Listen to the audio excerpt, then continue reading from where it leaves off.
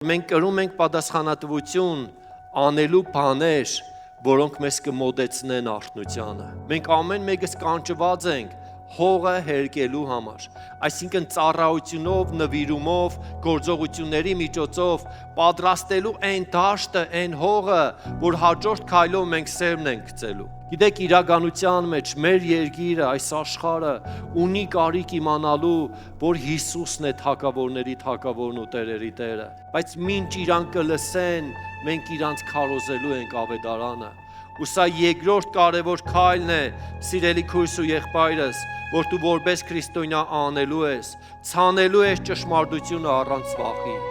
Ով առատությամբ է ցանում, առատությամբ պտուղներ կհնձի ու այդ պտուղները կլինեն մարդկանց փրկությունը։ Ու այդ ժամանակ, երբ որ մենք կանգնենք այս դիրքի մեջ, հերկենք հողը,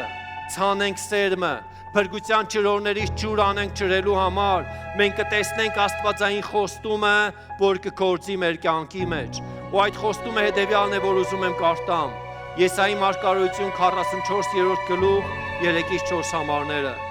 Որովհետև ջուր պիտի թափեմ ծարավ հողի վրա